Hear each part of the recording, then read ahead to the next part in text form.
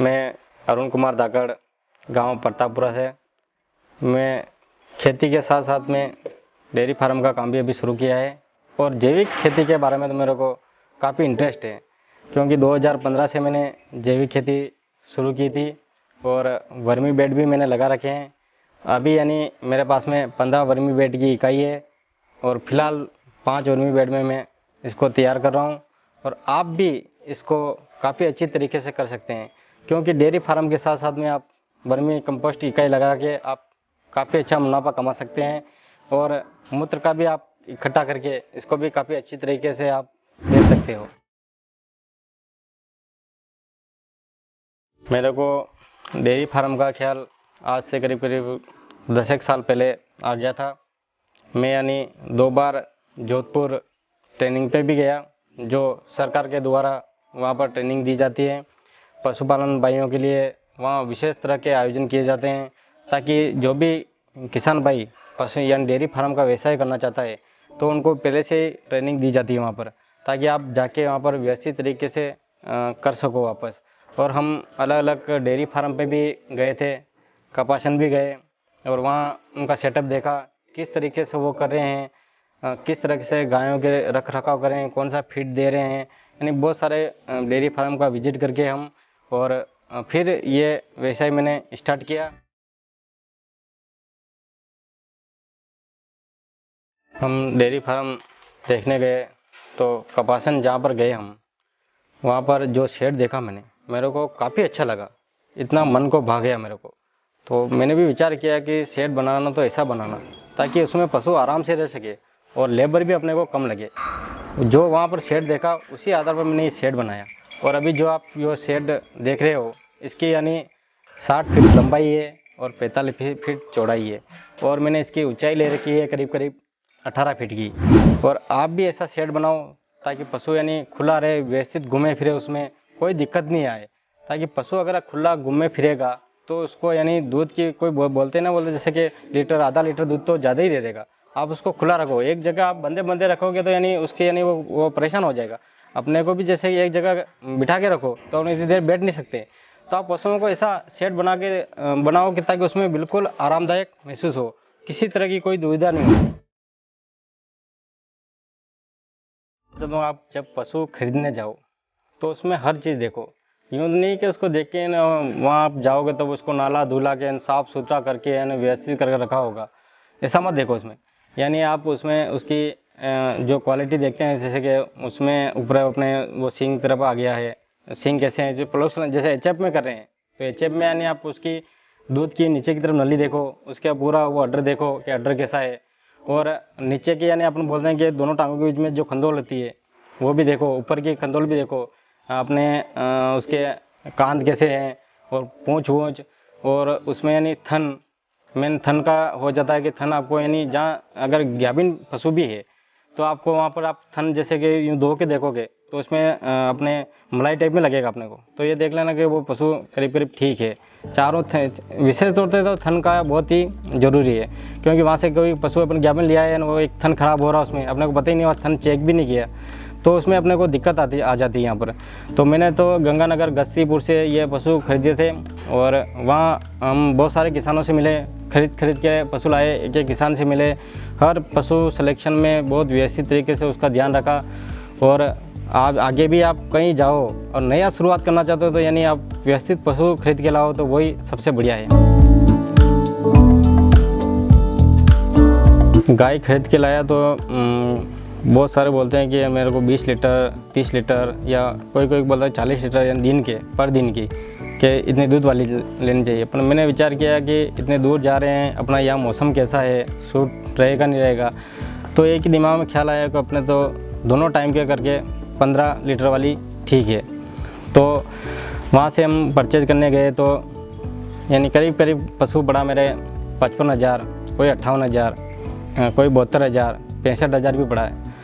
लेकिन अभी यानी वर्तमान में गायों की बहुत सारी चल रही है जो लेने खरीदे 10,000 15,000 रुपये पर पशु पे तेजी है। मेरे को जब मैं गाय वहाँ से खरीद के लाया तो एक दिमाग में ख्याल आया कि वहाँ से मैं बाटा जो भी यानी पशु वहाँ का जो बाटा चलता है, यहाँ अलग बाटा रहता है। तो ये गाय यहाँ के खाए नहीं खाए बाटा चेंज हो जाए। तो मैं जब पशु खरीदने गया तो वहीं से साथ में बाटा लेकर आ गया, और अपना जहाँ यहाँ स्थानीय बाटा जो चलता है तो उसके आधार पे मैंने थोड़ा थोड़ा करके आधा आधा करके उसको देना शुरू कर दिया। और यहाँ आने के बाद में चारे, वैसे तो ये जो पशु मैं जिस रेंज के लाया हूँ उसमें चारे में कोई दिक्कत नहीं आई, ना पानी में कोई समस्या आई, मेरी किसी तरह से कोई भी दिक्कत नहीं आई। क्योंकि आप पशु ऐसे लाओ ताकि यानी आपको कोई दिक्कत नहीं आए। आप यानी ज़्यादा रेंज के हेवी जैसे लाओ 30 लीटर 40 लीटर वाले पशु लाओगे तो आपकी उसकी यानी उसकी देखभाल भी उसी तरीके से करनी पड़ेगी आपको। अपने यहाँ अपन जैसे यहाँ ला रहे हैं तो अपने यहाँ अपनी व्यवस्था कैसी कर रखी है, उसी हिसाब से आप पशु खरीद के लाओ तो बहुत ही बढ़िया रहेगा। गाय को तो यानी सुबह शाम दोनों तरफ दलिया खिलाते हैं, और उसमें जैसे कि अपने सरस का हो गया, अपने घर पे तैयार करते हैं, जौ है, मक्का है, गेहूँ हो गया, उसमें आप चाहो तो उसमें यानी थोड़ा बहुत सोयाबीन है और नमक मिनरल मिक्सर ये सब ऐड कर सकते हो। और 400 ग्राम प्रति लीटर के हिसाब से हम अभी पर पशु को खिला रहे हैं। इफ्को का अभी मैं दे रहा हूँ, कैल्शियम हो गया, मिनरल मिक्सर हो गया। और इसमें यानी मेरे को तो बहुत सारे मैंने देखे भी हैं फिट ला के, और मेरे को तो अभी ये ठीक लगा है। और वैसे विशेष तौर पे आप बनाओ तो यानी अपने लिए तो घर का बेस्ट है, जितना आप घर का बनाओगे वही सबसे बढ़िया रहेगा।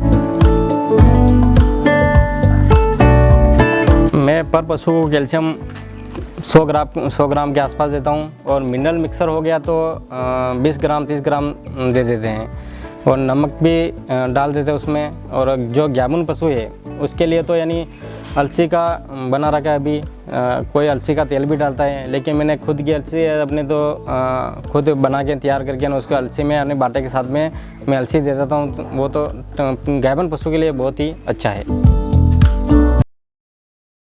दूध का हम मशीन खरीद के लाए, तो मशीनों से निकाल रहे हैं, और घर के जो पशु हैं उनका तो हाथ से निकाल रहे हैं।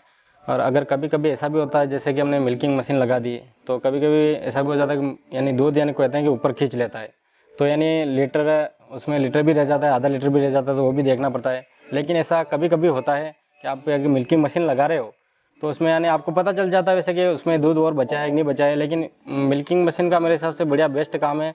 आप यानी ज़्यादा पशु ला रहे हो, दूध में दूहने में टाइम लगता है, कोई पशु जैसे कि 5 लीटर 7 लीटर या 10 लीटर भी दूध दे रहा है, तो यानी एक अकेला आदमी उसमें करना चाहता है, दूध निकालना चाहता है, तो इतना समय नहीं मिलता है, क्योंकि दूध निकालने में काफ़ी समय लगता है। तो आप यानी मशीन का उपयोग भी करना पड़ता है। अगर ज़्यादा पशु है तो अपने मशीन का आप करोगे तो बहुत ही अच्छा रहेगा। दूध को अभी हम सरस डेयरी पे बेच रहे हैं, और फैट के ऊपर वहाँ जाता है दूध। और अभी यानी 3 और 3.5 के बीच में मेरी फैट आती है, तो वही कभी 30 रुपये 31 रुपये या 32 रुपये तक चला जाता है। और वही सरकार का अनुदान अलग से मिला के 5 रुपये अलग से मिलते हैं, तो यानी 36 रुपये 37 रुपये तक दूध हमारा चला जाता है। मैं अभी 6 पशु खरीद के लाया हूँ, और हमारे घर के भी पहले थे, अभी 4 पशु और हैं, दूध दे रहे हैं, 8 दूध दे रहे हैं, और 2 गाभिन है अभी। और हम दोनों पति पत्नी मिलकर इनको सुबह शाम मिल्किंग करते हैं। और मिल्किंग हम 5:30 शुरू कर देते हैं, सुबह 5:30, शाम को भी 5:30। अभी मेरे पास करीब करीब 6 पशु दूध दे रहे हैं। तो आप कभी पशु खरीदना चाहो या उनकी मिल्किंग का जो भी है, यानी सितंबर है, आप अगस्त सितंबर में आप पशु खरीद के लाओ तो सबसे बढ़िया है, क्योंकि सर्दी का टाइम पशुओं के लिए काफ़ी अच्छा रहता है दूध के लिए। तो मैंने भी अभी जैसे कि थोड़ा बहुत सर्दी का टाइम था उस समय पशु खरीद के लाया, तो यानी करीब करीब यानी 6 लीटर 7 लीटर 8 लीटर दूध दे रहे थे पशु। तो और अभी यानी गर्मी का जैसे ही मौसम शुरू हुआ तो उन पर पशु पे यानी लीटर 2 लीटर दूध कम हो गया है।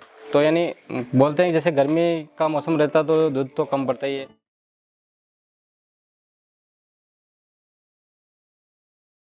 अभी अभी मेरे वर्तमान पर दिन का दूध यानी 70 लीटर 75 लीटर के आसपास हो रहा है।